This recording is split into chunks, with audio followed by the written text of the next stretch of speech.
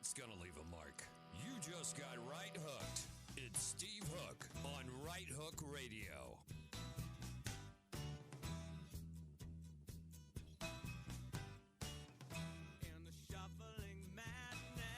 All right, welcome back to Right Hook Radio. I am Steve Hook, your host. Speaking of the shuffling madness, nobody knows about the shuffling madness more than our next guest. Corey Lewandowski was the Trump campaign manager in 2016. The media went after his scalp real quick, so he knows all about the ins and outs of the swamp. He is currently the senior advisor to the Trump 2020 reelection committee, and also works on Vice President Mike Pence's political action committee. And we welcome him to the program. Corey Lewandowski, welcome to Right Hook Radio, man. How are you? I'm doing great on this cold Saturday in New Hampshire, I'll tell you that. Yeah, well, it's cold in Jersey, too. Yeah. Spring sticks around for about 24 hours and then says, okay, I'll see you in a few days. But thanks for calling in, Corey. It's a real thrill to have you on because I can think of nobody better at kind of diving in to the just the ugliness of what we're starting to see exposed by AG Barr, and bravo to DNI, acting DNI Richard Grenell for putting Adam Schiff on the spot with releasing the transcripts from the Judicial Committee and the farce impeachment. The dominoes are starting to fall, but you were one of the first scalps that the media specifically really went after. It can't be easy working for this president, knowing that everybody's aligned against you, but boy, you must be thrilled to see the job that Barr is doing and what we suspect John Durham is doing. What's your take on all of this? Well, look, I really want to praise Rick Grenell, the acting director of National Intelligence. He has been in that spot for 70 days in an acting capacity. And my question is, what the hell were these people doing before him? Because what Rick has gotten done in 70 days took everybody else 3 years to get done. And I guess when you don't really care about who gets the credit for it, you just want the information out to the American people, it's amazing what really happens. Because what we're learning from the transcripts that were released from the House Intelligence Committee is, and let's just be clear to your audience, I testified twice in front of that committee, and my transcripts are readily available. What we're learning, though, from Sally Yates, who was the acting attorney general at the time under Barack Obama, was that James Comey and Clapper knew intimately about the information of listening to Michael Flynn's cell phone records. We know that for sure. Yep. And let me just say this in a shameless plug. A year and a half ago, I wrote a book called Trump's Enemies. And in that book, Trump's Enemies, I had the privilege to interview Donald Trump. It was the first interview he had ever done for a book, and he gave it to me. And I asked him very specifically, it's on page 175. I said, sir, looking back, do you think that Barack Obama knew what James Clapper and John Brennan and those guys were doing? The insurance policy to spy on the campaign and to come after American citizens. And the president's quote was, personally, I think Obama knew. Yeah, just remember what they did. Let me put it this way. If the shoe were on the other foot and the same thing happened to him, it would be treason, and those people would be locked up for 100 years. Donald Trump was right 2.5 years ago when I interviewed him, and this book came out a year and a half ago. And we're just getting to this information. Michael Flynn has been fully exonerated. He's an American hero. And we better put some people in jail for doing what they did to him. Well, here. I couldn't agree with you more on that. Prosecutions must follow. It certainly does sound like Barr is kind of, he's hedging his bets on talking about any forthcoming prosecutions, but he's certainly telegraphing what path he's on. And I guess John Durham will be the one that start handing down any prosecutions or, advising them. Do you think, now that we know that Flynn was set up, destroyed, forced to make a confession to a non-crime because they were going to go, because Andrew Weissman is such a snake, and basically said to him, look, you sign on the dotted line, plead, we'll make it all go away, and if you don't plead, we're going to go after your son with the brand new 4-month-old baby. This is the kind of stuff we're learning about. You mentioned Grenell as I mentioned Grenell. And the way Grenell checkmated Schiff is just brilliant. Are we starting to see, is this the beginning of the dominoes? I hear that there's stuff that's coming out that makes this look like small potatoes. Well, look, I sure hope so. What we know originally was that Andrew McCabe received a criminal referral for his lying under oath, what we call perjury in the real world, lying under oath on 4 occasions to the FBI about his role in a number of these things. And the Justice Department didn't prosecute him. And they said the reason they didn't prosecute Andy McCabe, and your listeners know he was a former deputy director of the FBI. We know that he lied under oath on the day that James Comey was fired from the FBI. But he wasn't prosecuted. And the reason for that is because they said that U.S. Attorney Durham out of Connecticut has an ongoing investigation. So I am cautiously optimistic that Attorney Durham is going to continue on this. He's going to bring these people to justice. And look, here's what happens when you're a Hillary Clinton supporter. You get fired by the FBI, all of a sudden you go and you are validated and given a job at CNN. Andy McCabe, Strzok, Page, Comey, Clapper, all of it, it's all the same. We're now seeing, because of the testimonies that were released, these people who were in the Obama administration, who were out spouting off on these networks saying that it's 100%, they've witnessed collusion, they had to do certain things. They say it on television, they go under oath, and they say, no, we never saw any collusion. We never saw anything. Yeah. Right? That's just of the media. That's what they do. Well, and I'm glad you said that, because you know what it is, Corey Lewandowski. They are like the media and the Democratic Party and the left writ large. They are like an ugly conjoined twin. I mean, they are two sides of the same coin. I've never seen a media so recklessly irresponsible in their attempt to drive an agenda and to set a narrative. And they've been doing it since Trump came down the escalator, frankly. And it's only ramped up when it's come to covering Barack Obama's butt. Barack Obama is at the center of this. And you mentioned some of these things that we're learning with the Schiff papers. And one of the things we learn is, as you mentioned just now, Susan Rice said she had no evidence of collusion. Sally Yates said there was no evidence of collusion. James Clapper, John Brennan, Comey, all of them, none of them saw anything. And yet Schiff, after hearing this in sworn deposition, goes before the Klieg lights of MSNBC and says, oh, it's self-evident. It's everywhere. We've all seen it. I mean, what do you think should happen to these people? And don't forget, Evelyn Farkas did the exact same thing. She was the person on the Russian death.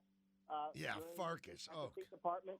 For the Obama years, she went on Morning Joe and said unequivocally, I've seen the evidence. It is compelling, is what she said on TV. They asked her under oath. She said, no, I've never seen anything, right? These people have no accountability because the media, by and large, is in lockstep with the Democratic Party.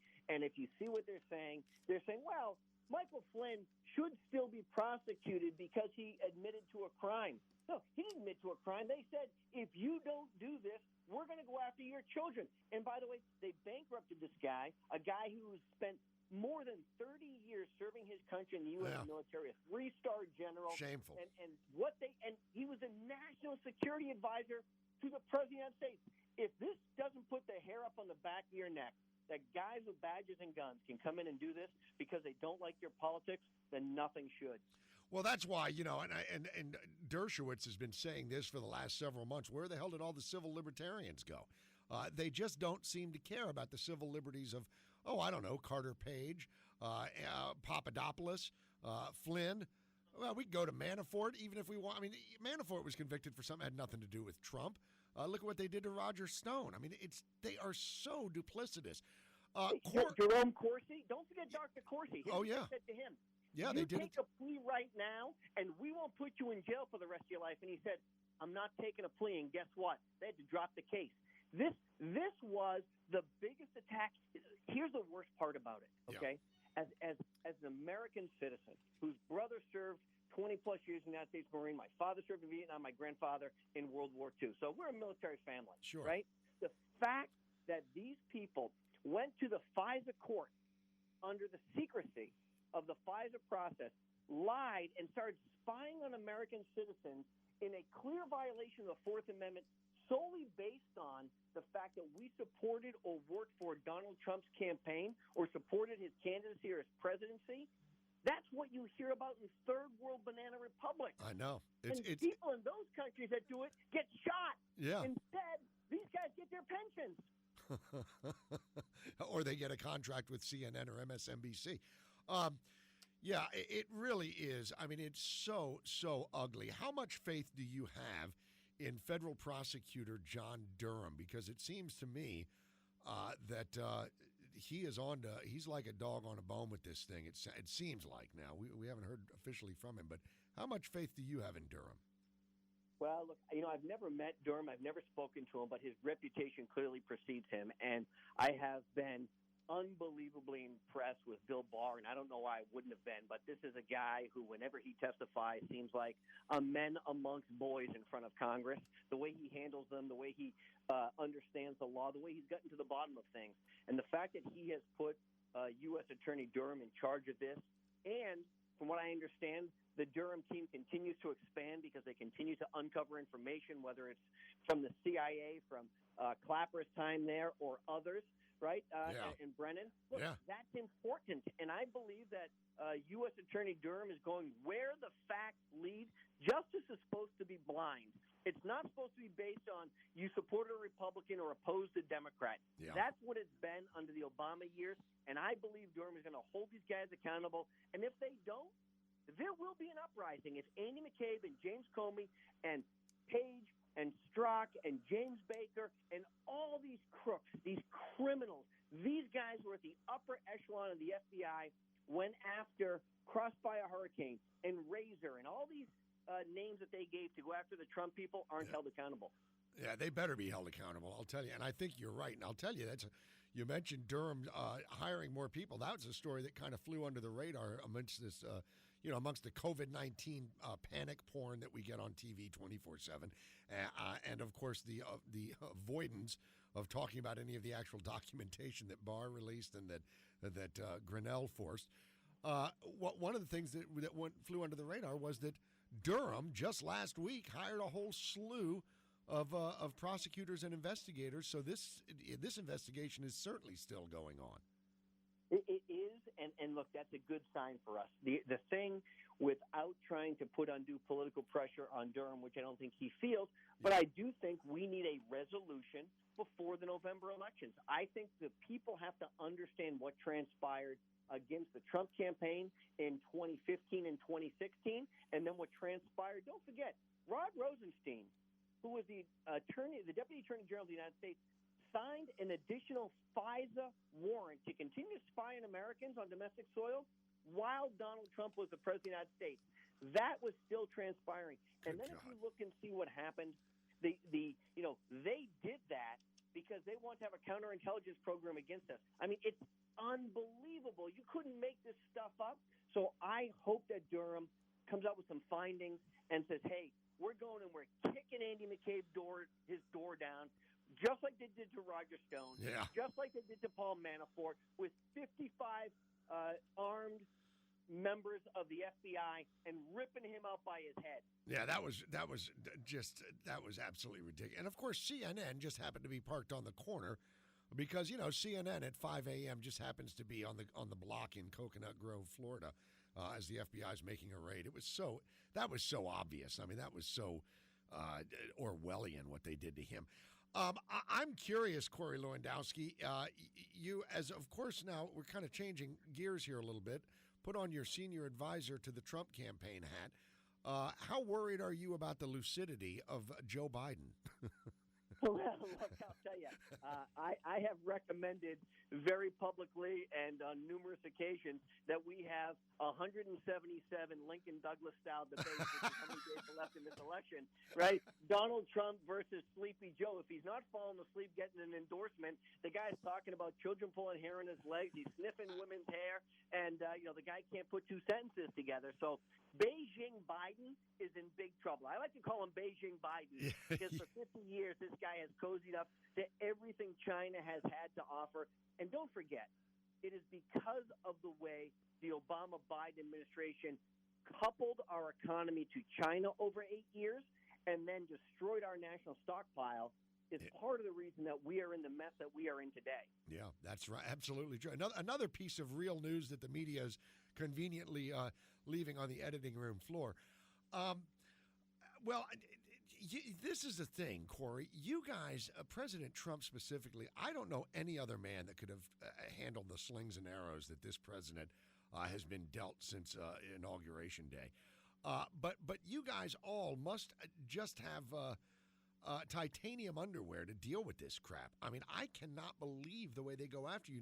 Now, in the run-up to this election, the media is not going to cover any of this stuff that they don't want to. Joe Biden, Me Too. What happened to the Me Too movement? What about Tara Reid? What's going on there? How do you deal with all this stuff? You just, I guess you trust that the American people are smart enough to figure it out, huh? Well, a part of it is, I've got 4 kids, and I didn't get in this business to go quietly into that good night. I have spent the last 6 years of my life helping Donald Trump in one capacity or another, because I believe without him, our country would have gone off a cliff. I truly mean that. And it's not for me, but it's for my children and hopefully someday my grandchildren, because I want to leave my country better for them than it was left to me. And that's what I fight for. And look, I get slings and arrows. I've had to spend hundreds and hundreds of thousands of dollars for attorney bills because of what the Democrats did to me. I had to testify on 6 different occasions. You were heroic, by the way. By the way, Corey, your testimony before Nadler's Judiciary Committee was, I could put it on loop. You just dissected them. You know what it is? You look, I grew up poor in a place called Lowell, Massachusetts, right? So there's nothing they can do to me that hasn't already happened. And when you don't fear things, you can just be yourself. And I'm not here to impress anybody. The only people that matter to me are the people who are in my house right now. Yep. And so I'm going to be true to myself. But that means you got to go fight. And I tell your listener this, and I tell everybody I talk to, if you think that the Democrats aren't completely ready in 2020, you are sorely mistaken. They're not going to make the mistakes they made in 2016. They're not going to forget to go to Wisconsin. They're not going to say Donald Trump isn't a real candidate. They're not going to say this is about an ego trip. This is Donald Trump, President of the United States, leader of the free world, a proven winner. Yep. And they are more geared up than ever, so we need to do more, whether it's more phone calls, more door knocks when the time comes again, more social media activity.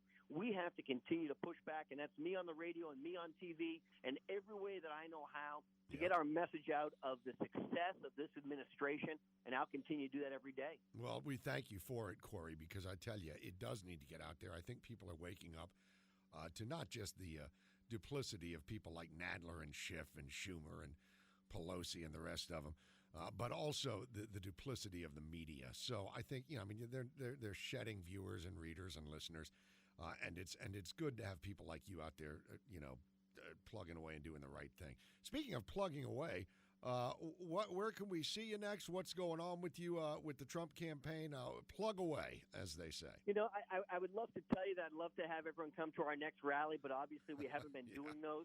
I was at the last rally with the president that we did in March. And so, look, I'm going to write another book coming out probably called, Promises Made, Promises Kept. I've been working on it for a little bit here, and I'm going to have it out before the election so people can actually see and read with their own eyes what this president's been able to achieve against all odds. Don't forget, for the first 2 years, we had a Republican majority, and most of those guys squandered opportunities. We didn't do immigration reform. We didn't do all kinds of things because we had some weak leadership in D.C. Yeah. And now Donald Trump has come to Washington, D.C. to do exactly what he said he was going to do, kick the door down, change the way it operates, and once we get past this pandemic and the American people are healthy and safe again, he will rebuild our economy to once again be the envy of the world, which is where it was before this hit us. Well, hear, from your lips to God's ear. Corey Lewandowski, thank you so much for everything you've done, everything you continue to do, and everything you're going to be forced to do in the coming weeks and months as this election comes closer. I certainly hope that we can have you back on as that book drops and we can talk about it, and we can bend your ear again on some of this stuff. Well, it'd be my honor, and thanks for having me, and I'll come back anytime. You got it, Corey. Take care, brother. Thank you so much. Have a great weekend. Remain safe, man. Wash your hands. All right, there he goes. Well, that was that guy is a pit bull, man. He is a pit bull, and he's a great guy to have on your team.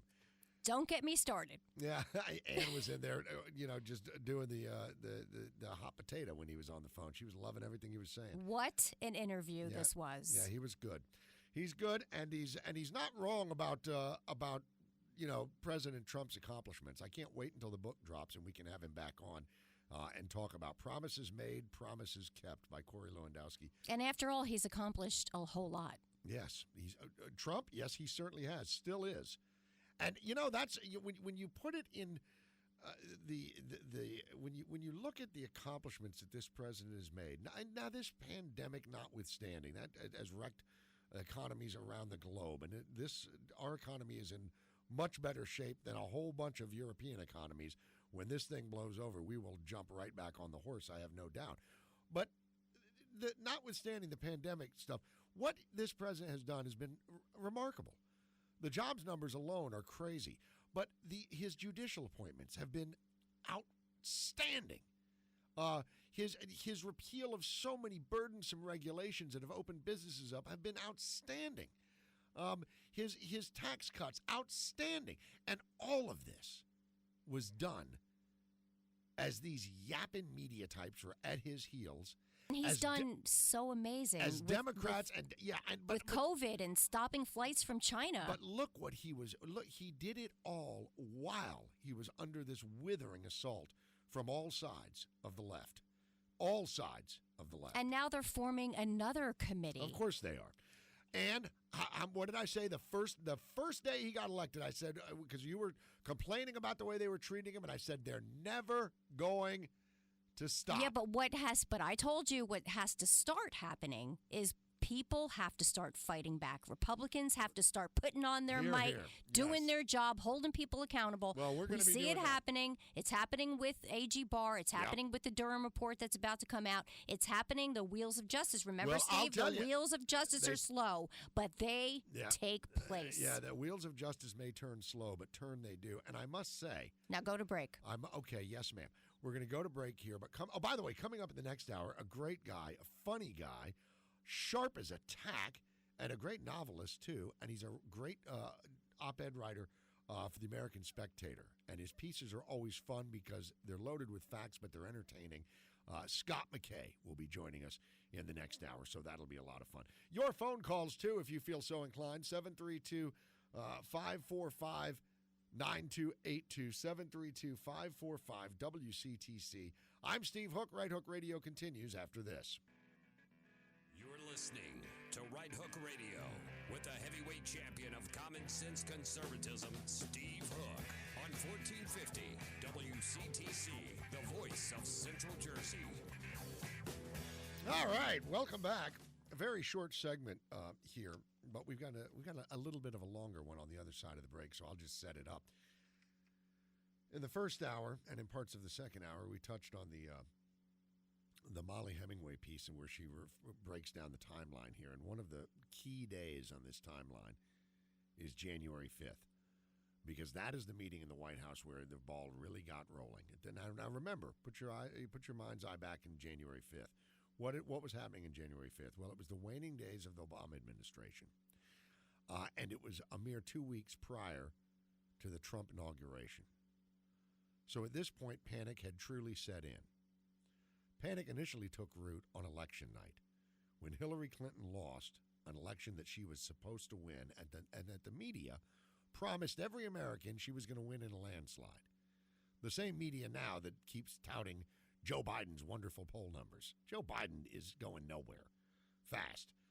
But at any rate, this January 5th meeting is key. And Mark Levin was on Hannity's show the other day, and he gave a blistering summation of the meeting. And we're going to play that audio bite for you on the other side of the break. So don't go anywhere, because Levin, they call him the Great One for a reason, and you're about to find out just one more reason why. Don't go anywhere. Right Hook Radio continues after this.